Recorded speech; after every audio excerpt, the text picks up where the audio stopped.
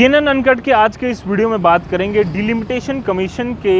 दौरे पर और साथ ही साथ जम्मू एंड कश्मीर जो भारतीय जनता पार्टी के यूटी अध्यक्ष हैं रविंदर रैना, उनके एक बयान पर, जिसमें उन्होंने कहा है कि हमने डिलिमिटेशन कमीशन के सामने जो मांगे या जो सजेशंस हमने रखी हैं, उनमें एक सजेशन ये भी है कि जो POJ यानी कि पाकिस्तान ऑक्यूपाइड जम्मू एंड कश्मीर की जो 24 सीटें रिजर्व हैं, उनमें से 8 सीटों को यानी कि 33% सीटों को डिफ्रीज किया जाए और जम्मू एंड कश्मीर में जो विस्थापित POJ के लोग हैं उन्हें ये सीटें जो हैं वो दी जाएं, ताकि वो उनकी पॉलिटिकल रिप्रेजेंटेशन यहाँ पर हो पाए। पर उस पर डिटेल में चर्चा जरूर करने से पहले मैं आपको ये बता दूं कि जम्मू एंड कश्मीर में अभी परिसीमन यानी कि डिलिमिटेशन हो रहा है, हदबंदियाँ हो रही हैं। जम्मू एंड कश्मीर में 2019 अगस्त से पहले 87 सीटें हुआ करती थी और इसके अलावा 24 सीटें POJ की रिजर्व थी। कुल मिलाकर सीटें बन जाती थी 111, जिनमें से कश्मीर और जम्मू दोनों में डिस्ट्रीब्यूट होती थी। इसके अलावा अगर हम बात करें तो जब जम्मू एंड कश्मीर से आर्टिकल 370 हटा, 35A हटा और जम्मू एंड कश्मीर यूटी बन गया,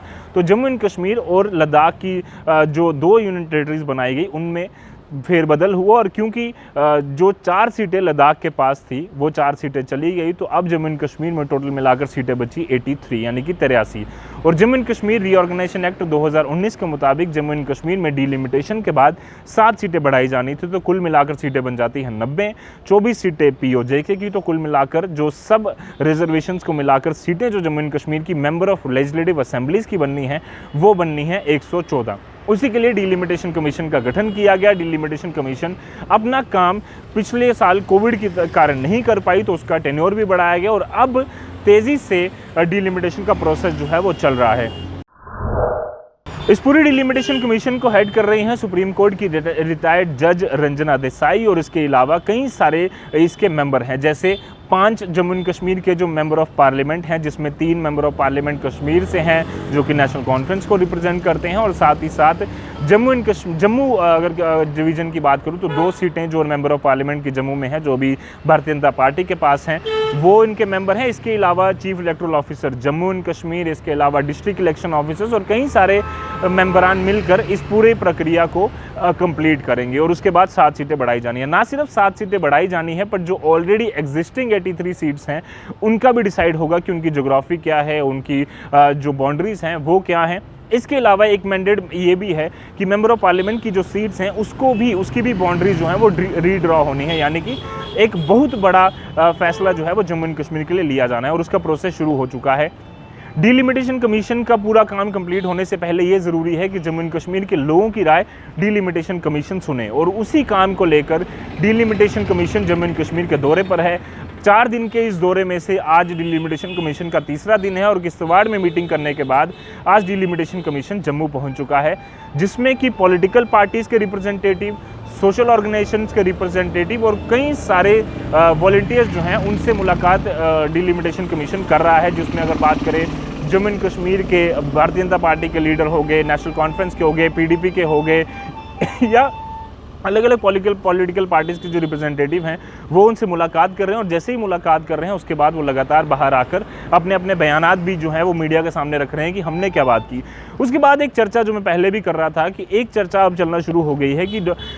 UT Jammu and Kashmir Bharatiya Janata party के अध्यक्ष रविंदर रैना ने बयान दिया है कि हमने डिलिमिटेशन कमीशन के सामने जब हमारी मुलाकात हुई जस्टिस सुप्रीम कोर्ट के रिटायर्ड जस्टिस रंजना देसाई और कई सारे जो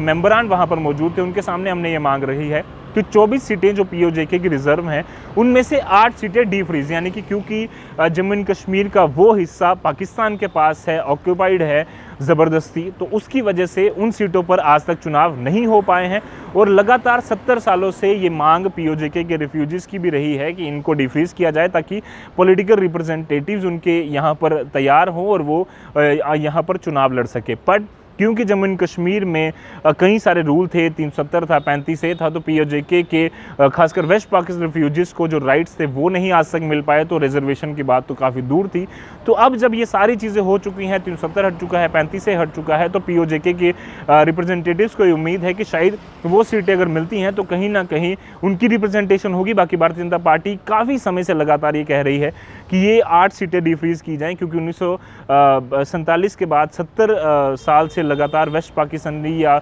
POJK के जो रिफ्यूजीज़ हैं वो लगातार जम्मू एंड कश्मीर में रह रहे हैं और 30% से भी वो ज़्यादा पॉपुलेशन जम्मू में रह रही है, तो जिसकी वजह से अगर वो रिजर्वेशन मिलती है तो कहीं ना कहीं उनके साथ इंसाफ होगा। इसके अलावा उन्होंने कश्मीरी पंडित्स की बात की है, गुज्जर बकरवाल समुदाय की बात की है, SC ST रिजर्वेशन की बात की है। ये सारी चीज़ों पर बड़े पैमाने पर चर्चा जो है वो लगातार चल रही है। कश्मीरी पंडित्स के लिए उन्होंने कहा है कि कुछ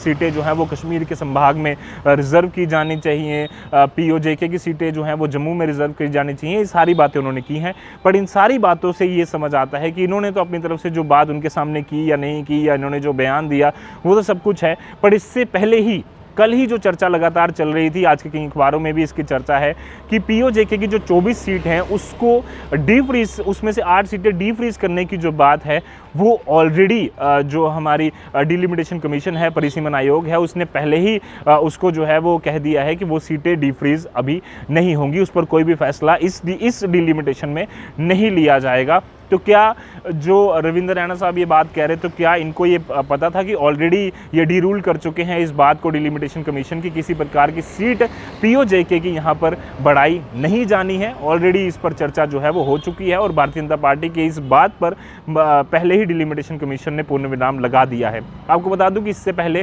सन 1995-96 में जब डिलिमिटेशन हुई थी तो उस समय कई सीटें बढ़ाई गई थी। जम्मू में 5 सीटें बढ़ी थी, कश्मीर में 4 सीटें बढ़ी थी, लद्दाख में 2 सीटें बढ़ी थी, पर उसके बाद से जम्मू एंड कश्मीर में डिलिमिटेशन का प्रोसेस जिस तरह से देश में फ्रीज कर दिया गया था 2026 तक, उसी तरह से जम्मू एंड कश्मीर में भी कर दिया गया था, क्योंकि उस समय फारूक अब्दुल्ला गवर्नमेंट थी। उस पर यह आरोप लगता है कि बाकी कई सारे जब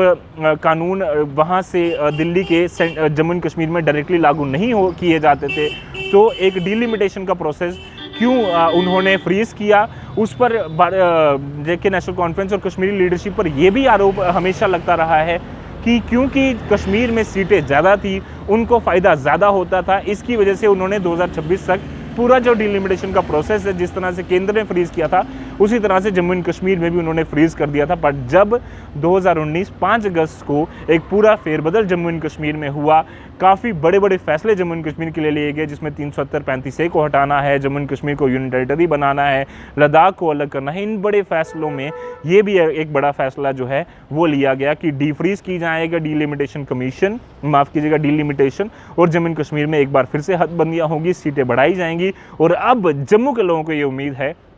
कि जो उनकी पॉलिटिकल रिप्रेजेंटेशन कम है, सीटें कम हैं, उसको बढ़ाया जाएगा। और उसके लिए ज़रूरी है कि जो ऑलरेडी सीटें हैं, अगर 7 भी बढ़ जाती हैं तब भी पॉलिटिकल रिप्रेजेंटेशन जम्मू के लोगों को नहीं मिलेगी। अगर POJK की सीटें अगर जम्मू को मिल जाती हैं तो कहीं ना कहीं उसका फ़ायदा ज़रूर हो सकेगा। बट जो भारतीय जनता पार्टी की ये मांग है, या रविंद्र रैना साहब की ये मांग, या उन्होंने जो पॉलिटिकल बयान जो अपना मीडिया के सामने दिया है, कहीं ना कहीं अभी ऐसा लगता है कि उस पर कोई भी फैसला डिलिमिटेशन कमीशन लेने नहीं जा रही है। जम्मू एंड कश्मीर में 90 सीटों पर ही आने वाले दिनों में चुनाव होंगे, क्योंकि डिलिमिटेशन कमीशन का पूरा प्रोसेस कंप्लीट होने के बाद 90 सीटें जहां जहां भी देनी है उन्होंने वो पूरा कंप्लीट करने के बाद, बाउंड्रीज डिसाइड करने के बाद जम्मू एंड कश्मीर में चुनाव होंगे, जिसको लेकर PAGD हो या जम्मू एंड कश्मीर की पॉलिटिकल पार्टीज हो, कहीं ना कहीं अंदरूनी तरीके से तैयारियां ज़रूर कर रही हैं, भले ही वो कहें कि नहीं कर रही, या फिर हम जब चुनाव आएंगे तब देखेंगे। क्योंकि पॉलिटिकल एक्टिविटीज़ इतनी ज़्यादा पिछले कुछ दिनों में, खासकर 24 जून की उस मीटिंग के बाद तेज़ हो चुकी हैं,